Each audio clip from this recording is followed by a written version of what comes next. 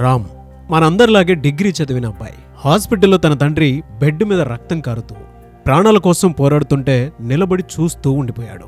చేతిలో ₹1 కూడా లేదు, చికిత్స కోసం డబ్బులు లేవు, తల్లిని కూడా అడగలేని పరిస్థితి. చుట్టూ హాస్పిటల్ అంతా గందరగోళంగా ఉంది.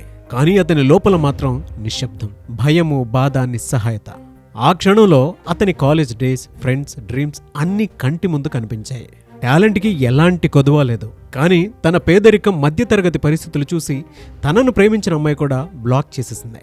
నేను జీవితంలో ఏ పనికైనా పనికొస్తానా అన్న ప్రశ్న అతని మనసుని ముక్కలు చేస్తోంది. కళ్లల్లో నీళ్లు కూడా ఆగటం లేదు. అందులో హే రామ్ అనే పిలుపు వినిపించింది.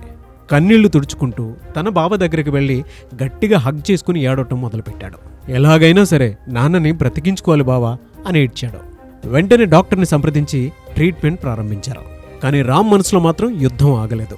ఒకవైపు తండ్రి ప్రాణాల కోసం పోరాటం, మరోవైపు టాలెంట్ ఉన్నా, డిగ్రీ ఉన్నా నేనెందుకు ఖాళీగా ఉన్నాను, ఇంకా జాబ్ ఎందుకు చేయటం లేదు, అమ్మకి, ఫ్యామిలీకి, ఫ్రెండ్స్కి ఉపయోగపడిన చదువు కూడా చదువేనా అన్న ప్రశ్నలు లేవనెత్తాయి. ప్రేమించిన అమ్మాయి దూరమైంది, ఫ్రెండ్స్ అందరూ సెటిల్ అయ్యారు, నేను మాత్రమే ఖాళీగా ఉండిపోయానే అన్న బాధ అతని మనసుని కలిచివేస్తోంది.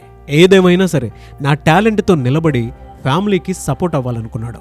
కానీ చేతిలో డబ్బు లేని నాకు ఎవరు సహాయం చేస్తారో, ఏదైనా కోర్సు నేర్చుకోవాలంటే ఎవరిని అడగాలి, ఎలా అడగాలి, ఈ కాలంలో నన్ను నమ్మి ఎవరు అవకాశం ఇస్తారో అన్న సందేహాలు బలంగా లేవనెత్తుతున్నాయి. ఆ బాధలోనే తన ఫ్రెండ్కి కాల్ చేశాడు. మీరు సాఫ్ట్వేర్ కోర్సులు ఎలా నేర్చుకున్నారు, ఫీజు ఎంత, ఎన్ని నెలల్లో జాబ్ వచ్చింది, టాప్ MNC కంపెనీలో ఎలా సెటిల్ అయ్యారు అని అడిగాడు. అతని ఫ్రెండ్ చెప్పిన ఒక్క మాట అతని జీవితాన్ని మార్చేస్తుంది. కోడ్నాలో జాయిన్ అవ్వు, study now, pay later, 0 down payment, ముందుగా స్కిల్, తర్వాతే పే చెయ్యి. ఆ ఒక్క నిర్ణయం రామ్ జీవితానికి టర్నింగ్ పాయింట్ అయింది.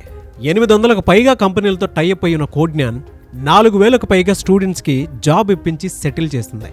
రామ్ కూడా 100 డేస్ ప్రోగ్రాంలో చేరి తన స్కిల్ను పెంచుకునే చివరికి జాబ్ క్రాక్ చేశాడు. ఒకప్పుడు హాస్పిటల్లో డబ్బుల కోసం ఆందోళన చెందిన అతనే ఇప్పుడు తన ఫ్యామిలీకి అండగా నిలబడ్డాడు.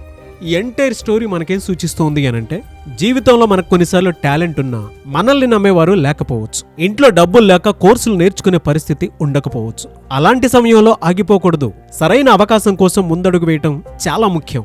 సాఫ్ట్వేర్ కెరీర్లో నిలబడాలి అనుకునే వారికి కోడ్న్యాన్ ఒక ఫ్రెండ్లా, బ్రదర్లా, పేరెంట్లా మీతో పాటు నడుస్తుంది. మీకు అవసరమైన స్కిల్ నేర్పించి 2 సంవత్సరాల వరకు జాబ్ వచ్చేంత వరకు మీకు సపోర్ట్ ఇస్తుంది.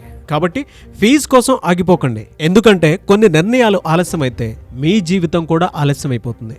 మీరేమంటారు? కింద కామెంట్ బాక్స్లో పోస్ట్ చేయండి అండ్ కోడ్న్యాన్ని సంప్రదించండి.